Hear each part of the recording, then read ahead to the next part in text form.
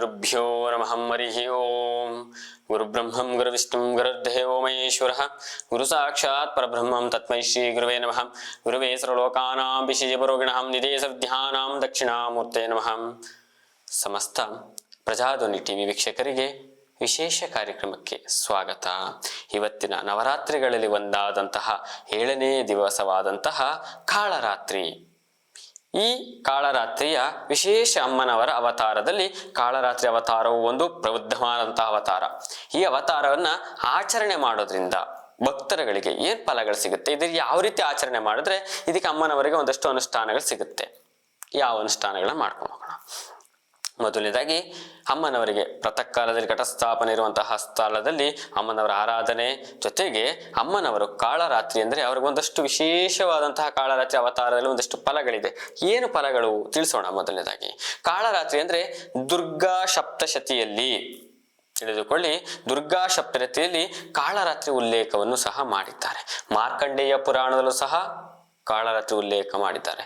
ದುರ್ಗಾ ಸಪ್ತಶತಿ ಮಾರ್ಕಂಡೇಯ ಪುರಾಣದಲ್ಲಿ 81ರಿಂದ 93ನೇ ಅಧ್ಯಾಯದವರೆಗೆ ಕಾಳಿ, ಮಹಾಕಾಳಿ, ಭದ್ರಕಾಳಿ, ಭೈರವಿ, ಮೃತ್ಯುವಾಣಿ, ರುದ್ರಾಣಿ, ಚಾಮುಂಡಿ, ಚಂಡಿ, ದುರ್ಗಾ, ಕ್ರೌದ್ರಿ, ರೌದ್ರಿ, ಧೂಮ್ರವರ್ಣ ಎಂಬ ವಿನಾಶಕಾಲಿ ಇರುವಂತಹ ಅಮ್ಮನವರ ಒಂದಷ್ಟು ಅವತಾರಗಳನ್ನು ಉಲ್ಲೇಖ ಮಾಡಿದ್ದಾರೆ. ಕಾಳರಾತ್ರಿಯಲ್ಲಿ ಅಮ್ಮನವರು ನೋಡಿ ಹೇಗಿದೆ ಹೆಸರುಗಳು, ಮತ್ತೆ ಮತ್ತೆ ಕೇಳ್ತಿದ್ರೆ ಭಯಭೀತವಾಗಿರುತ್ತೆ ಅಮ್ಮನವರ ಅವತಾರಗಳಲ್ಲಿ. ಅಮ್ಮನವರಿಗೆ ಅವತ್ತಿನ ರಾತ್ರಿ ಅಮ್ಮನವರು ಸಂಚಾರದಲ್ಲಿ ಇರುವಂತಹ ಒಂದು ಕಾಳರಾತ್ರಿ ಅಂದ್ರೆ, ಕಾಳ ಅಂದ್ರೆ ಭಯವಾದಂತಹ, ಸಂಜೆ ರಾತ್ರಿ ಟೈಮಲ್ಲಿ ಓಡಾಡುವಂತಹ ಅಮ್ಮನವರಿಗೆ ಅವತ್ತು ಅವರು ಕತ್ತೆಯ ಮೇಲೆ, ಗಂಡು ಕತ್ತೆಯ ಮೇಲೆ ಓಡಾಡ್ತಿರ್ತಾರೆ ಅಮ್ಮನವರು. ಶುಭ ಫಲವಾಗಿ ಕತ್ತೆಗಳ ಮೇಲೆ ಓಡಾಡಂಥದ್ದು. ಅವರು ಸವಾರಿ ಮಾಡಬೇಕಾದ್ರೆ ಒಂದಷ್ಟು ಚಂಡಾಮುಂಡರನ್ನ ಹುಡುಕುವಂತಹ ಸಂದರ್ಭಗಳು ನೋಡಿ. ಮಹಿಷ ಮರ್ದನ ಮಾಡೋಕ್ಕಿಂತ ಮೊದಲು ಅವರ ಇರುವಂತಹ ಕೂಟಗಳನ್ನ ಮರ್ದನ ಮಾಡ್ಕೊ ಬರ್ಬೇಕು. ಅವರು ಚಂಡಾಮುಂಡರನ್ನ ಹುಡುಕ್ತಾ ಇರ್ತಾರೆ ಅಮ್ಮನವರು ಕಾಳರಾತ್ರಿಯಲ್ಲಿ. ಅವ್ರು ಹುಡುಕೋದ್ರ ಜೊತೆಗೆ ಅಟ್ಟಾಡಿಸ್ಕೊಂಡು ಹೋಗುವಂತಹ ಸಂದರ್ಭಗಳು ನೋಡಿರ್ಬೋದು ನೀವು. ಅಮ್ಮನವರ ವಿಶೇಷ ಶಕ್ತಿ ಹೇಗಿದೆ ಅಂತ. ಹಾಗಾಗಿ ಹುಡುಕ್ತಾ ಇರ್ಬೇಕಾದ್ರೆ ಆಕೆ ಕಪ್ಪು ಬಣ್ಣದಲ್ಲಿ ಇರ್ತಾಳೆ. ಆಕೆ ಅವತಾರಗಳು ಹೇಳಿದರೆ ಬಿಚ್ಚಿದ ಕೂದಲು, ಕಪ್ಪು ಬಣ್ಣದ ಆಕೃತಿ, ಜೊತೆಗೆ ಹೊಳೆಯುವ ಕಣ್ಣು, ಚಿನ್ನದ ಕಲ್ಲರು ಕಣ್ಣಿರುತ್ತೆ ಅಮ್ಮನವರಿಗೆ. ಜೊತೆಗೆ ಮಣಿಹಾರ, ವೈಟ್ ಬಿಳಿ ಮಣಿಹಾರ, ಹಳದಿ ಮಣಿಹಾರ ಕತ್ತಲ್ಲಿ ಹಾಕೊಂಡು ಮಾಲೆಯಾಗಿ ಓಡಾಡ್ತಿರ್ತಾಳೆ. ಜೊತೆಗೆ ಭೀಕರ ರೂಪ ಅಂತ ಹೇಳುವಂಥದ್ದು, ಬಿಚ್ಚಿದ ಕೂದಲು, ಹೊಳೆಯುವಂತಹ ಕಣ್ಣು, ಅವಳದಂತಹ ಮಣಿಹಾರಗಳನ್ನ ಅಮ್ಮನವರಿಗೆ ಹಾಕೊಂಡು ಓಡಾಡ್ತಂಥದ್ದು. ಕತ್ತೆ ಮೇಲೆ ಕೂತಿ ಓಡಾಡ್ತಿರ್ತಾರೆ ಅಮ್ಮನವರು. ಜೊತೆಗೆ 3 ಕಣ್ಣುಗಳು ಆಕೆಗೆ, ತಾಯಿ ಭಗವತಿಗೆ 3 ಕಣ್ಣುಗಳಿರುತ್ತೆ. 3 ಕಣ್ಣಲ್ಲಿ 3 ಕಣ್ಣುಗಳಲ್ಲೂ ಹುಡುಕ್ತಿರ್ತಾರೆ. ಅವರು ಕಾಣಲ್ಲ, ಆದ್ರೂ ಯುದ್ಧ ಮಾಡ್ತಿರ್ತಾರೆ. ಮರ್ಮವಿದ್ಯೆಗಳನ್ನ ಕಲ್ತಿರುವಂತಹ ಒಂದಷ್ಟು ದುಷ್ಟ ಬುದ್ಧಿಗಳು. ಹಾಗಾಗಿ ಅವರು ಬೆಂಕಿ, ಆಕೆ ಮೂಗಿನಲ್ಲಿ, ಬಾಯಿನಲ್ಲಿ ಬೆಂಕಿಯನ್ನು ಸಹ ಸುಳಿಸ್ತಿರ್ತಾಳೆ. ಎಷ್ಟು ಶಕ್ತಿಯುತವಾಗಿರ್ತಾಳೆ ಅಂದ್ರೆ ಆಕೆ ಉಸಿರಿಗೆ ಸಹ ಭೂಮಂಡಲವೇ ಸುಟ್ಟು ಹೋಗುವಂತಹ ಪ್ರಜ್ವಲ. ಕೇಳಿಸಿದ್ರೆ ಮೈ ಭಯವಾಗುತ್ತೆ.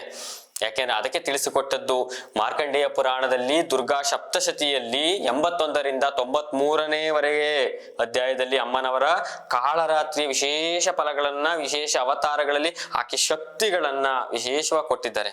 ಕಾಳರಾತ್ರಿ ದೇವಿ ದುರ್ಗೆಯ ಅವತಾರದಲ್ಲಿ ಒಬ್ಬಳು, ಮಹಾಪಾರ್ವತಿ ಅವತಾರದಲ್ಲಿ ಒಬ್ಬಳು. ಸೌಮ್ಯವಾದಂತ ಗೌರಿಯನ್ನು ನೋಡಿದ್ದೀವಿ, ಅದೇ ದುರ್ಗೆಯನ್ನು ನೋಡಿರುವಂಥದ್ದು ಅಮ್ಮನವರು ಚಾಮುಂಡಿ ಎಷ್ಟು ಚೆನ್ನಾಗಿ ಹೋಗ್ತಿರ್ತಾರೆ, ಅದನ್ನ ಮಾತ್ರ ನೋಡಿದ್ದೀವಿ ನಾವು. ಹಾಗೆ ಇದು ಕಾಳರಾತ್ರಿಯಲ್ಲಿ ಅತ್ಯಂತ ಆಕ್ರಮಣಕಾರಿ. ಅವರು ನಮ್ಮ ದೇವತೆಗಳಾಗಿರ್ಬೋದು, ರಕ್ಕಸರಾಗಿರ್ಬೋದು, ಮನುಕುಲದವರಾಗಿರ್ಬೋದು, ಪಶು ಪ್ರಾಣಿ ಪಕ್ಷಿ ಎಲ್ಲರನ್ನು ಸಹ ಒಂದು ಕ್ಷಣದಲ್ಲೇ ಆಕ್ರಮಣ ಮಾಡುವಂತಹ ಒಂದಷ್ಟು ಕೋಪ, ಒಂದಷ್ಟು ಸಿಟ್ಟು ಆಕೆಗೆ ತುಂಬಾ ವಿಶೇಷವಾಗಿರುತ್ತೆ. ಹಾಗಿದ್ದಾಗ ಬಲಗೈಯಲ್ಲಿ ಅಭಯ ನೋಡಿ, ಅಲ್ಲೂ ಸುಧಾ ತಾಯಿಯ ಸ್ವರೂಪವನ್ನು ತೋರ್ತಾರೆ ಅಮ್ಮನವರು. ಯಾಕೆಂದ್ರೆ ತನ್ನ ಮಕ್ಕಳುಗಳನ್ನ ಯಾವತ್ತೂ ಕೊಲ್ಲಲ್ಲ, ಆಕೆ ದುರ್ಬುದ್ಧಿಗಳನ್ನ ಕೊಲ್ತಾರೆ ನೋಡಿ. ಅಷ್ಟು ವ್ಯಾಘ್ರ ರೂಪದಲ್ಲಿರುವಂತ ತಾಯಿ ಆಕೆ ಕೈಯಲ್ಲಿ, ಒಂದು ಕೈಯಲ್ಲಿ ಅಭಯ ಹಸ್ತವನ್ನ, ನಮ್ಮನ್ನ ಕಾಪಾಡೋಕೋಸ್ಕರನೇ ಆಕೆ ಒಂದು ಕೈಯನ್ನು ಅಭಯಸ್ತ ಚಾಚಿರ್ತಾಳೆ. ಜೊತೆಗೆ ಖಡ್ಗ, ಒಂದು ಕೈಯಲ್ಲಿ ಕಬ್ಬಿಣದ ಒಂದಷ್ಟು ತುಂಡು, ಸಲಾಕೆಯನ್ನು ಕಬ್ಬಿಣದ ತುಂಡನ್ನು ಸಹ ಹಿಡಿದಿರ್ತಾಳೆ ಆಕೆ. ಅಭಯಸ್ಥವನ್ನು ಕಾಪಾಡೋ ಜೊತೆಗೆ ಕಬ್ಬಿಣದ ತುಂಡನ್ನು ಹಿಡಿದಿರ್ತಾಳೆ. ಯಾಕೆ ಅಂತಂದ್ರೆ ಮನುಕುಲದವರನ್ನ ಕಾಪಾಡೋದಕ್ಕೆ ಆಕೆಗೆ ಒಂದು ಆಯುಧವು ಕೂಡ ಆಗಿರುತ್ತೆ. ಅದು ಕತ್ತೆ ಮೇಲೆ ಓಡಾಡ್ತಿರ್ಬೇಕಾದ್ರೆ ಶುಂಭ ನಿಶುಂಭರನ್ನ ಹೊಡೆಯೋದಕ್ಕೆ ಒಂದು ತುಂಡು ಕೂಡ ಹಿಡಿದಿರುತ್ತೆ ಆಕೆ ಕೈಯಲ್ಲಿ. ಹಾಗಾಗಿ ಅಮ್ಮನವರನ್ನ ಎದುರುಕೊಳ್ಳೋ ಜೊತೆಗೆ ಪ್ರೀತಿ ಮಾಡೋದ್ರಿಂದ ಆಕೆ ತುಂಬಾ ಒಲಿತಾಳೆ. ಶಂಕರ ಭಾಗವತರು ಸಹ ಕಾಳಿಯನ್ನು ಹೋಲಿಸ್ಕೊಂಡಿದ್ದು ಹಾಗೆ. ರಾತ್ರಿ ಸಮಯದಲ್ಲಿ ಹೋಗ್ಬೇಕಾದ್ರೆ ವ್ಯಾಘ್ರವಾಗಿರ್ತಾರೆ, ನುಂಗ್ ಬಿಡ್ತಾರೆ. ಅಂದ್ರೆ ಅಮ್ಮನವರ ಅಭಯಹಸ್ತದ ಮೇಲೆ ನಾವಿದ್ರೆ ಯಾರೂ ಕೂಡ ನಮ್ಮನ್ನ ಕಾಪಾಡಲ್ಲ. ತಾಯಿ ಅವತಾರು ಕೇಡು ಬಯಸ್ತಾಳೆ, ಯಾವತ್ತೂ ಬಯಸಲ್ಲ. ಹಾಗೆ ವಿಶೇಷವಾಗಿ ಇಪಿಸ್ಸ ಫಲಗಳನ್ನು ಕೊಡುವಂತವಳಾಗಿರ್ತಾಳೆ. ಜೊತೆಗೆ ದೇವಿ ಭಾಗವತದ ಪ್ರಕಾರ, ಅಮ್ಮನವರ ಭಾಗವತಗಳ ಪ್ರಕಾರದಲ್ಲಿ ನಾವು ತಿಳಿಸೋದಾದ್ರೆ ಅಂಬಿಕಾ ದೇವಿ ಅಂತಲೂ ಸಹ ಒಂದು ಹೆಸರು ಕೂಡ ಇದೆ. ಅಂಬಿಕಾ ತನಯ ಅಂತ ಹೇಳುವಂಥದ್ದು ಅಂಬಿಕಾ ದೇವಿ ಆಕೆಯ ಒಂದು ವಿಶೇಷವಾದ ಹೆಸರು. ಕೌಶಿಕಿ, ಚಂಡಿಕೆ ಅಂತ ಹೆಸರು ಕೂಡ ಅಮ್ಮನವರಿಗೆ ಕರೆಯುವಂಥದ್ದು. ನೋಡಿ, ಇಷ್ಟು ಹೆಸರುಗಳ ಜೊತೆಗೆ ಈ 3 ಹೆಸರುಗಳು ಸಹ ಸೇರುತ್ತೆ ಅಮ್ಮನವರಿಗೆ. ದೇವಿ ಪಾರ್ವತಿ ರೂಪದಲ್ಲಿದ್ದಂತಹ ಕಡುಕಪ್ಪು ಮೈ ಬಣ್ಣ ಆಕೆದು. ಎಷ್ಟು ಕಪ್ಪು ಅಂದ್ರೆ ಕತ್ತಲೆಯಲ್ಲಿ ಆಕೆ ಬಂದ್ರೆ ಕಾಣೋದೇ ಇಲ್ಲ, ಕಡುಕಪ್ಪು ಮೈ ಬಣ್ಣ. ಜೊತೆಗೆ ಆಕೆ ತುಂಬಾ ಚಿನ್ನದ ಕಲ್ಲರಲ್ಲಿ ಇರ್ತಾಳೆ. ಅಮ್ಮ ಕಡುಕಪ್ಪು ತಿಳಿಬಿಡ್ತಾಳೆ, ಅಷ್ಟು ಕೋಪಿಷ್ಟ. ಆಕೆಯನ್ನೇ ಸುಡುವಂತಷ್ಟು ಕೋಪಿಷ್ಟೆ. ಯಾಕಂದ್ರೆ ಉಸಿರಿನಲ್ಲೇ ಬೆಂಕಿ ಜ್ವಾಲೆ ಸುರಿಸ್ತಿರ್ತಾಳೆ ಅಮ್ಮೆ. ಅದಕ್ಕೆ ಕಾಳರಾತ್ರಿ ಅಂತ ಹೆಸರು. ಕಡುಕಪ್ಪಲ್ಲಿರುವಂತಹ ಅಮ್ಮನವರಿಗೆ ರಾತ್ರಿ ಟೈಮಲ್ಲಿ ಓಡಾಡುತ್ತಿರುವಂತಕ್ಕೆ ಕಾಳರಾತ್ರಿ.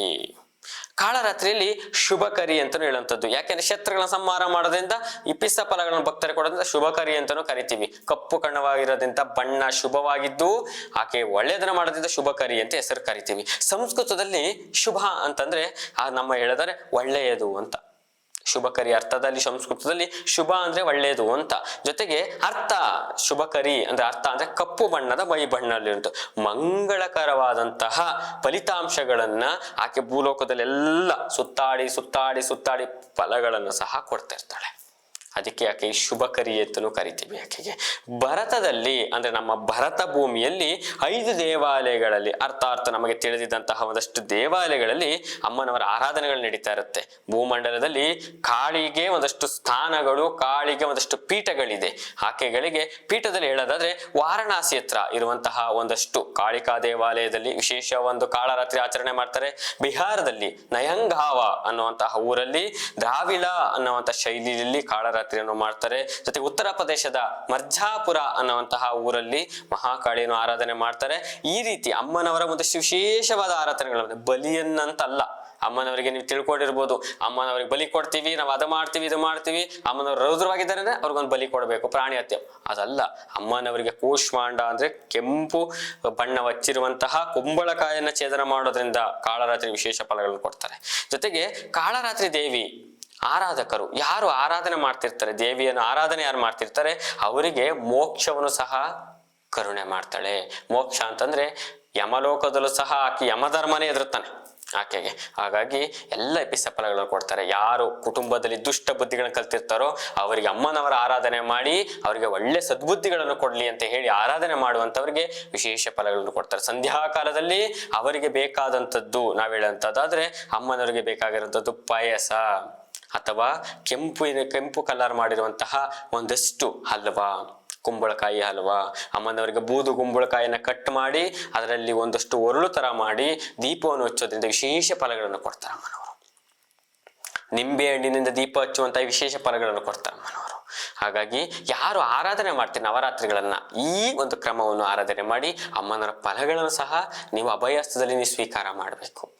ಒಂದಷ್ಟು ಮಂತ್ರ, ಗಾಯತ್ರಿ ಮಂತ್ರಗಳು ತಿಳಿಸ್ಕೊಳ್ಳೋದಾದ್ರೆ, ಕಾಳರಾತ್ರಿ ಹೇಳೋದಾದ್ರೆ ನಿಮಗೆ ಸಡನ್ ಆಗಿ ಬರೋದಿಲ್ಲ ಮಂತ್ರಗಳು ತಂತ್ರಗಳು ಅಂತ ಹೇಳ್ತಿರ್ತೀರಿ.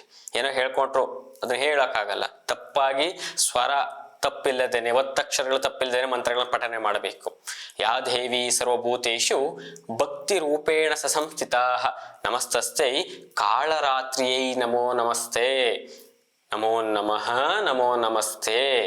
ಈ ಮಂತ್ರವನ್ನ ಪಠನೆ ಮಾಡಿ ಒಂದು 9 ಬಾರಿ, 18 ಬಾರಿ, 21 ಬಾರಿ, 108 ಬಾರಿ ಪಠನೆ ಮಾಡಿ ಒಂದಷ್ಟು ಅಮ್ಮನವರ ಅಭಯಹಸ್ತ, ಅಮ್ಮನವರ ಆಶೀರ್ವಾದ ಪ್ರತಿಯೊಬ್ಬರಿಗೂ ಸಿಗಲಿ. ಯಾರು ರೋಗಗಳಾಗಿರ್ತಾರೋ, ಯಾರು ಒಂದಷ್ಟು ದುಷ್ಟ ಜನಗಳಾಗಿರ್ತಾರೋ ಅವರಿಗೆಲ್ಲ ಅವರ ಬುದ್ಧಿಯಲ್ಲಿ ನಿಷ್ಕಲ್ಮಶ ಮನಸ್ಸುಗಳನ್ನ, ಕೆಟ್ಟ ಬುದ್ಧಿಯನ್ನು ತೆಗೆದು ನಿಷ್ಕಲ್ಮಶ ಮನಸ್ಸುಗಳನ್ನ ಕೊಡ್ಲಿ ಅಂತ ಹೇಳಿ ಅಮ್ಮನವರ ಆಶೀರ್ವಾದ, ಅಮ್ಮನವರ ಪೂಜೆಯನ್ನು ಮಾಡಿ ಅಮ್ಮನವರ ಆಶೀರ್ವಾದಕ್ಕೆ ನೀವು ಪಾತ್ರರಾಗಿ. ಶುಭವಾಗ್ಲಿ.